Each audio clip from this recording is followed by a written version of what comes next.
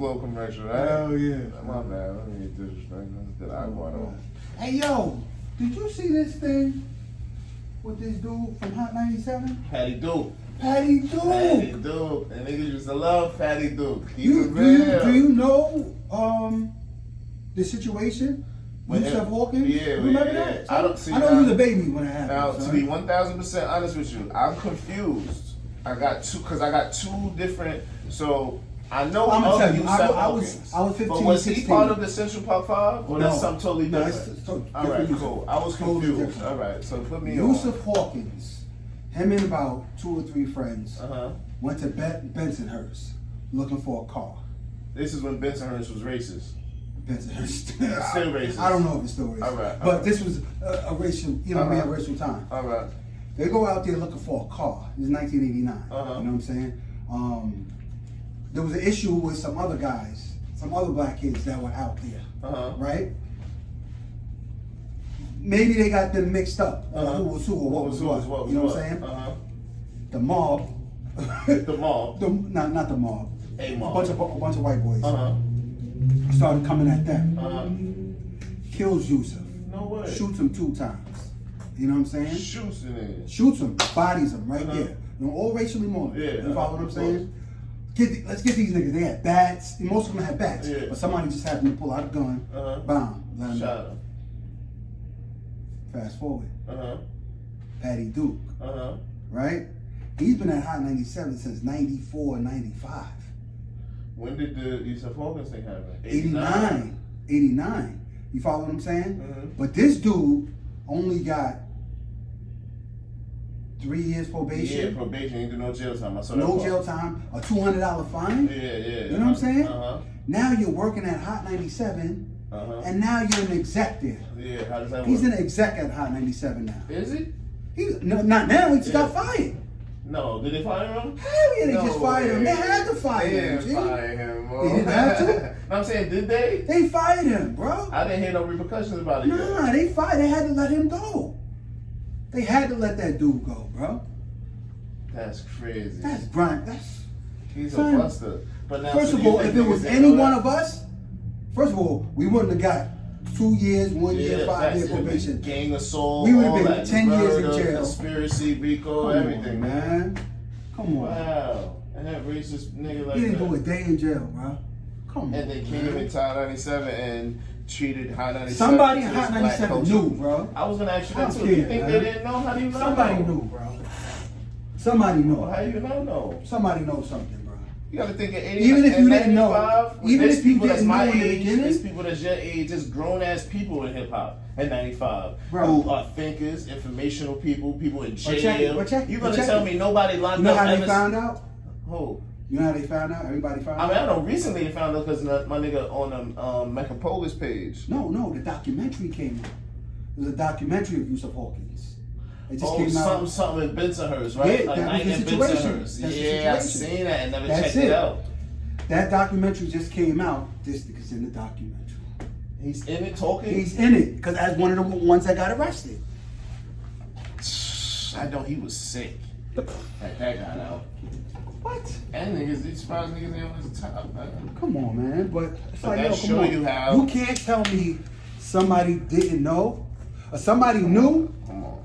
It's about how many knew. For a nigga not to know, it's impossible. No. It ain't about how many knew. It's about who knew. Yeah, the right people knew, for sure. If the right person knows, they can, you don't think Ebro know? Ebro said it, he said, I knew it for 18 years. Knew him? 18 years puts him in 2002. No, he said he disclosed it to him in 2002. Ebro, you bozo. Ebro's the worst thing that ever happened in New York rap culture. Put that on record. The worst thing. They say 50 Cent. They say Ebro is the worst thing that happened in rap culture. When did you hear that Ebro? He said it with his own words. He's like on a blog the other day. Facts. He said he told him. He disclosed it to me about 18 years ago. This is how his word. This ain't. But why did he just volunteer that information? Because I think they was pressing Ebro. So Ebro was like on his IG live or like maybe an interview, and he was asking like, "Yo, what's up? Like you didn't know about it?" So then he went into a whole He had like a whole 10-minute segment where he was explaining how he met Patty Duke, all of this type of shit. He disclosed to me 18 years ago. He's a bozo. Ebro's a bozo. How you got a nigga from Seattle, Washington, or wherever he's from? He's like from Northern California. You feel what I'm saying? Mm-hmm. Grew up as a skater, bozo, cornball nigga. You feel what I'm saying? You come from Northern California, Seattle area, come to New York City in the prime of our hip hop revolution, and become the music director. What the fuck do you know about music in New York? That's like me going to LA and becoming the music director. I don't know nothing about Sugar Free. How I know how to pay homage to Sugar Free? Like, you feel what I'm saying? That's my nigga, by the way. That nigga's nice. Sugar Free's the nigga. But so how does he come over here and become our program director? Which means he makes all the music that comes out of New York.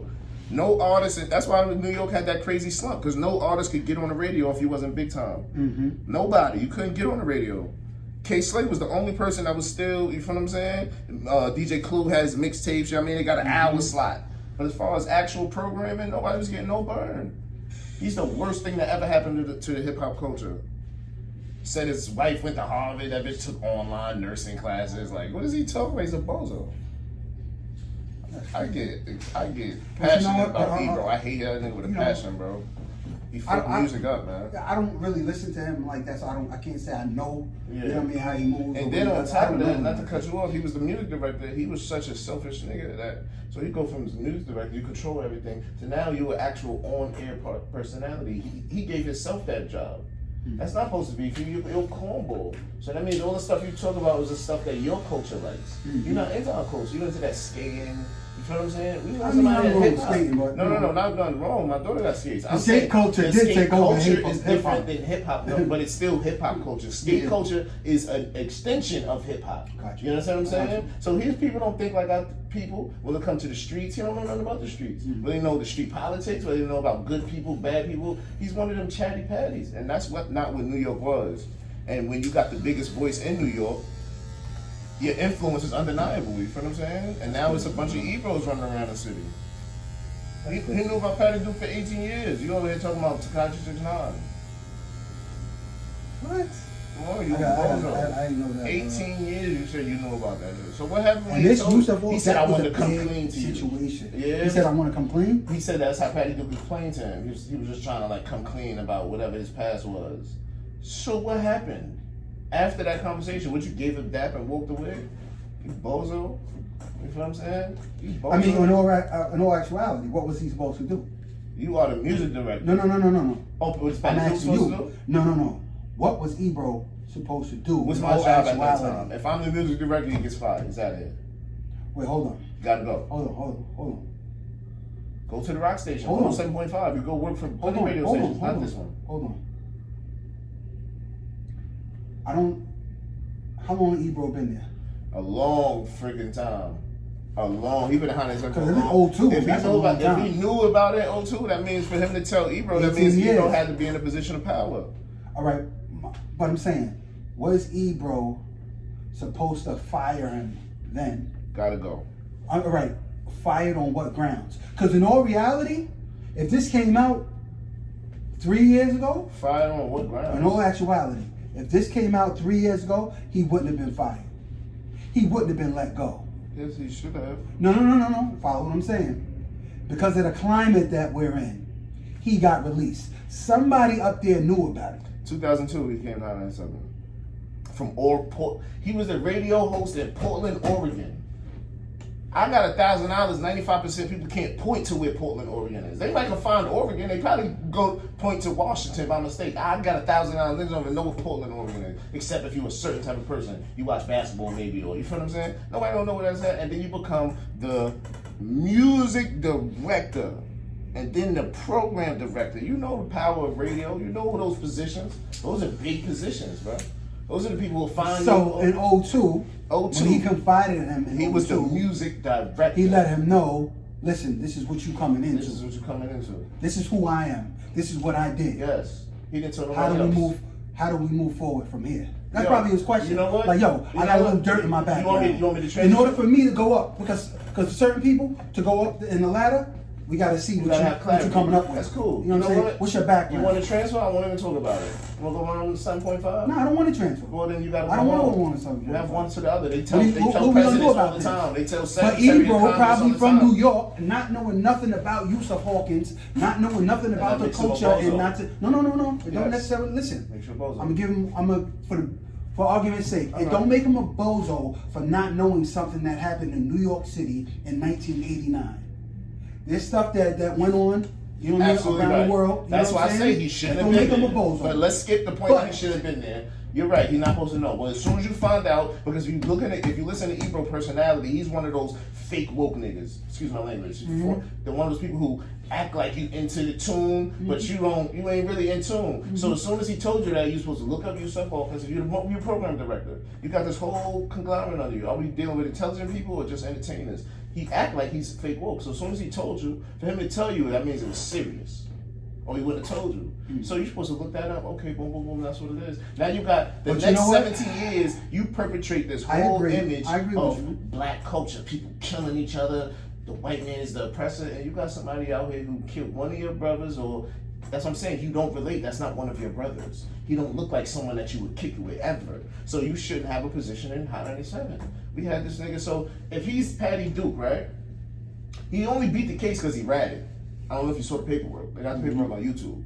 So the reason he didn't do no time was he came in as a cooperating witness from the police car. So they're not saying that he actually did it, but he didn't shoot the shot. But like he had to shoot the shot. No, I'm saying listen, if any of us, just being there, we all go down for 25 years. I'm not man. disagreeing with that. What It's I'm money. saying is so if it's 5 of us, one person shot, all 5 is in trouble, but one of those 5 can come in off the rip and say, yo, this is exactly what happened. And that's what he did. He told on everybody. That's why they gave him 3 years. So he was a cooperating witness. Who's to tell? You're right. He fits up there. Off the rip. So that's what I'm saying. So now you're a government informant off the rip. This was a big fucking case. You feel what I'm saying? So now, if we really want to open up the can of worms, Mo, how did you really get that Hot 97 job?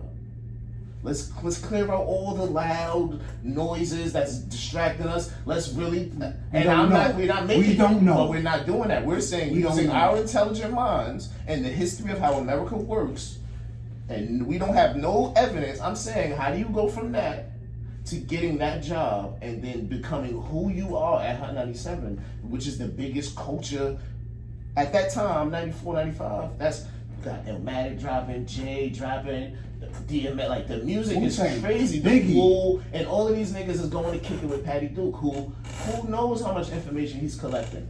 This is a big thing. COINTELPRO was a big thing. The Hip Hop Police was a big thing. How far does that really go back?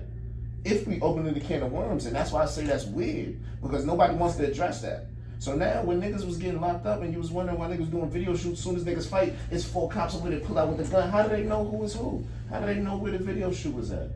The shit with Hot 97 with Lil Kim and all, like, who knows? Like I said, we don't want to put nothing because we don't know nothing, but who knows how deep that surveillance goes? Because he's an informant off the rip.